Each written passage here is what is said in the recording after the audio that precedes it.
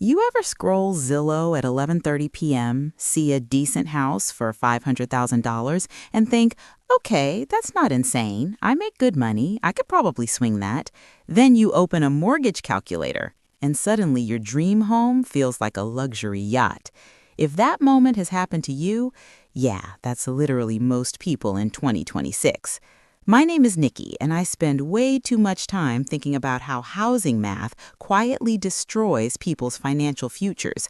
If you're someone who feels like you're doing pretty well, but still can't figure out why home ownership feels out of reach, make sure to hit the subscribe button and give this video a thumbs up if this helps you out. Because today we're doing the real math, and it's brutal. Let's kill the fantasy early. Here's the thing. People keep saying, just buy a house, it's an investment. Look, that advice worked when rates were 3%. It does not hit the same at 6.5 to 7.5%. According to Freddie Mac, 30-year mortgage rates in recent years have hovered around the high 6% range, and the median household income in the U.S., according to the Census Bureau, is roughly $75,000 to $80,000. Keep that number in your head. Now let's run the math. The 500K house breakdown. Assume home price $500,000, 20% down payment $100,000, mortgage $400,000, interest rate 7%, 30-year loan.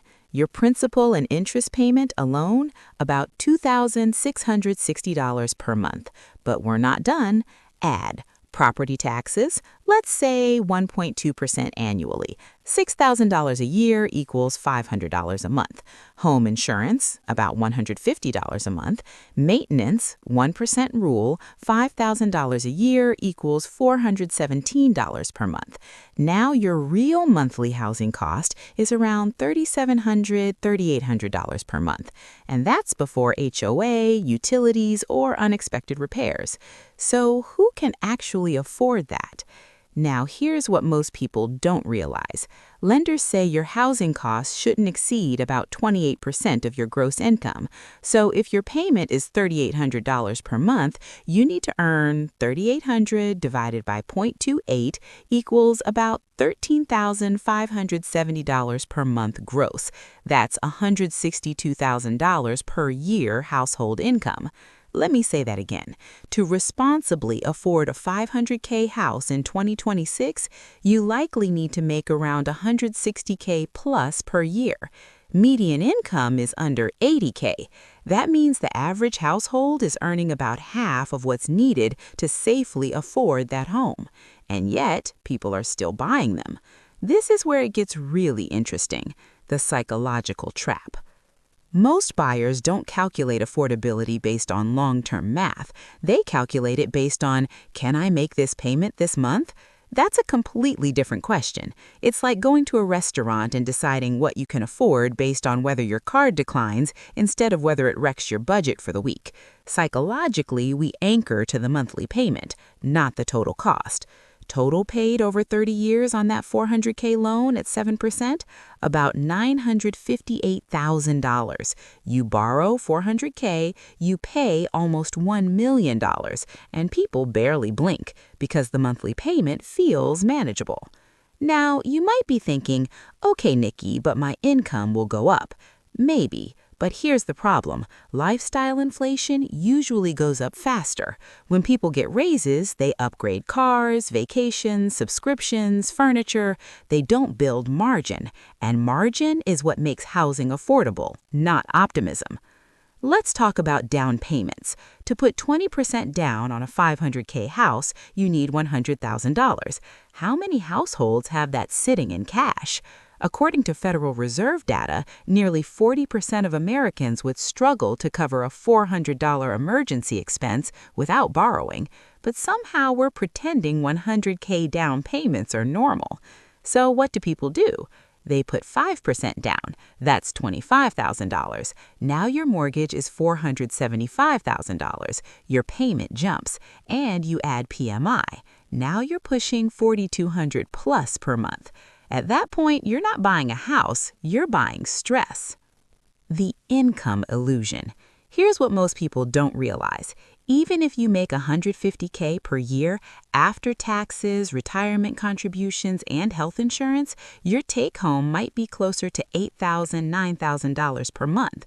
If $4,000 goes to housing, that's almost half your take-home, before groceries, before childcare, before car payments, before investing. You're house rich and liquid poor, and that's how high earners end up feeling broke. So who can comfortably afford it? Realistically, dual-income households earning $170K to $200K plus, with stable jobs, with no major debt, with at least 6 months of emergency savings and retirement contributions already automated. That's not average. That's top 20% territory. That's the brutal part no one wants to say out loud. But here's the twist. This doesn't mean you'll never own a home. It means timing matters, and math matters more than emotion, because housing isn't just about qualifying, it's about sustainability. There's a difference. Run the 25% rule on take-home pay, not gross income. Take home. If housing exceeds 25 to 30% of your actual net pay, pause. Build a 12-month test payment fund. Before buying, simulate the future mortgage for 6 to 12 months. If you can't comfortably live with that payment now, you won't magically handle it later. Delay for leverage. Every extra $10K down reduces your payment and interest cost. Patience lowers stress. Don't compete with Instagram. Most people stretching into 500K homes are doing it with debt, gifts, or no margin. You don't see the stress, just the kitchen renovation. Buying a 500K house isn't about whether the bank says yes. It's about whether your future self will thank you. Look, I'm not anti-home ownership. I'm anti-financial self-sabotage disguised as adulting. If you want wealth, you build assets with margin. You don't max out your life to impress people who don't know your bank balance.